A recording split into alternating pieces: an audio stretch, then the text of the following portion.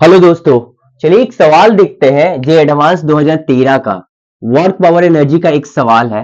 ठीक है, आप लोग भी कॉपी पेन निकालिए और थोड़ा ट्राई कीजिए और कौन सा आंसर आ रहा है देखिए, मेरे साथ मैच कीजिएगा। आंसर सही आ रहा है कि नहीं आ रहा है। क्या है?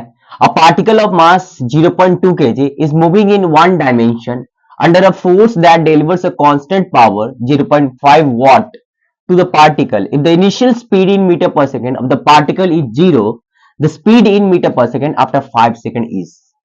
मतलब पार्टिकल है, पहले गिवन इंफॉर्मेशन लिख लेते हैं। मास कितना दिया आपका? 0.5 kg। ठीक है, अच्छा 0.2 kg दिया हो। हाँ, पावर कितना है?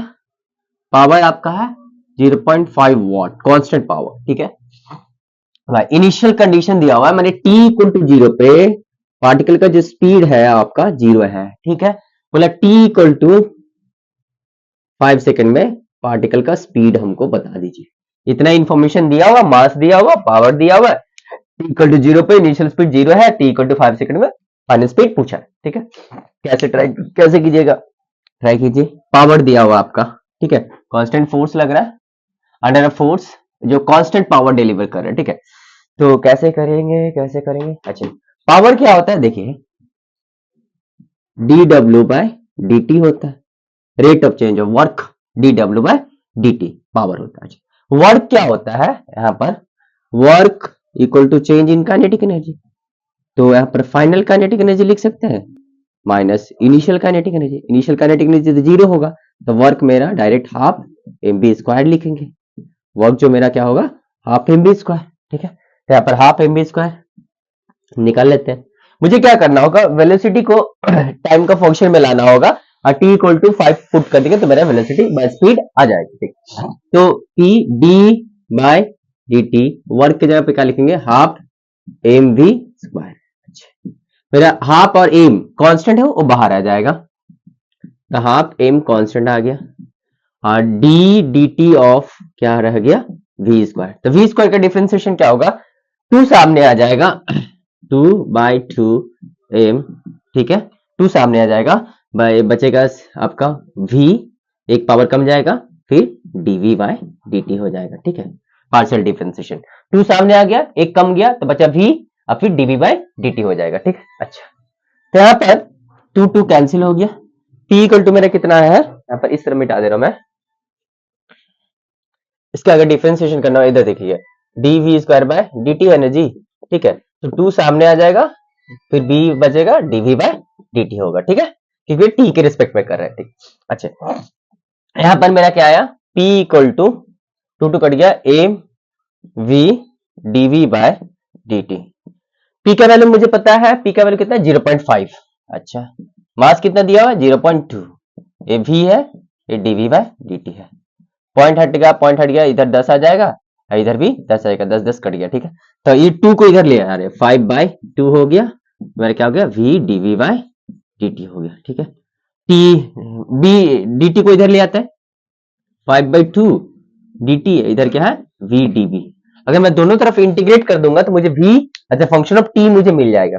मैंने क्या किया? जस्ट पावर दिया था। ठीक है, ध्यान से देखिए, पावर दिया था 0.5, तो पावर क्या था? dw by dt। ठीक है, तो वर्क यहाँ पर जो होगा हाफ एम बी स्क्वायर होगा, इनिशियल तो जीरो है। ठीक है, तो work half m v square, यहाँ पर हाफ एम बी स्क्वायर रख दिया। ठीक है, हाफ एम बी कॉन्स्टेंट है, बाहर आ गया, d v v square by d t, मैंने वी स्क्वायर का डिफरेंशिएशन 2 सामने आ जाएगा, भी बच जाएगा, पावर 1 हो जाएगा, dv बाई dt हो जाएगा। ठीक है, जैसे कि मान लीजिए आपको डिफरेंशिएशन करना y equal to x cube दिया हुआ है। ठीक है, इसका dy बाई dt करना है, इसको नॉर्मल डिफरेंशिएशन जैसा होता है वैसे ही होगा, 3 सामने आ जाएगा और 2 एक कम जाएगा पावर, और यहाँ पर क्या हो जाएगा? dx by dt। क्यों? क्योंकि यहाँ पर t के रिस्पेक्ट में कर रहे हैं, x के रिस्पेक्ट में नहीं कर रहे, तो यहाँ पर भी वैसे 2 सामने आ गया, पावर एक कम गया, फिर dv बाई dt हो गया। अच्छा, 2 2 कैंसिल हो गया, तो p equal to m v dv by dt। अब देखिए, p का वैल्यू 0.5 था, मैंने 5 बाई 10, और मास का वैल्यू 0.2 था, 2 बाई 10, 10 10 कट गया, 5 बाई 2, 2 को इधर ले आया, v बाई dt। ठीक है, अच्छा, तो इसको मिटाते हैं, इस तरफ मैं v का निकाल रहा हूं। चलिए, v निकाल रहा हूं, क्या है? v dv इक्वल टू मेरा क्या है? 5 बाई 2 और dt है, इंटीग्रेटिंग बोथ साइड, तबियत डाउन है। ठीक है, इंटीग्रेटिंग बोथ साइड, इधर समय 0 था तो इनिशियल स्पीड कितना है 0 दिया, जब समय t है तो इनिशियल स्पीड फाइनल स्पीड मान लेते हैं v है, ठीक है। v dv का क्या, v का कितना आ जाएगा v स्क्वायर बाय 2। अगर इंटीग्रेशन इधर देख लीजिए, अगर x का पावर n है यहाँ पर dx है तो क्या होता है x का power n plus 1 by n plus 1। n खाली -1 नहीं होना चाहिए, n does not equal to -1, n does not equal to minus, तो x n power x n plus 1 by n plus 1, ठीक है।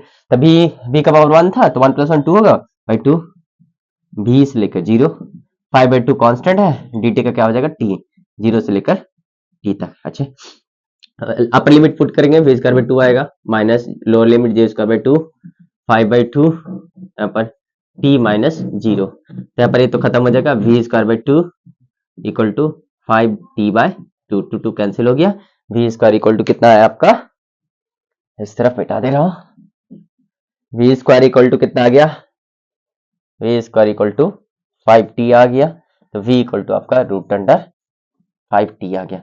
अब स्पीड मिल गया as a function of t, मुझे कितना सेकंड में चाहिए, जितना सेकंड में भी पूछे आप स्पीड निकालिए, 5 सेकंड में चाहिए यहाँ पर 5 पुट कर दे रहे पर v t इक्वल टू 5 पे, ठीक है, 5 इंटू 5 25, तो 5 मीटर पर सेकंड, 5 मीटर पर सेकंड। इंटीजर टाइप का था, इसमें नेगेटिव मार्किंग 0 था, नेगेटिव 0 था, प्लस 4 मिलता, अगर ये बना लेते तो 4 नंबर मिलता, ठीक है। तो ये वाला एक ही क्वेश्चन था, ठीक है।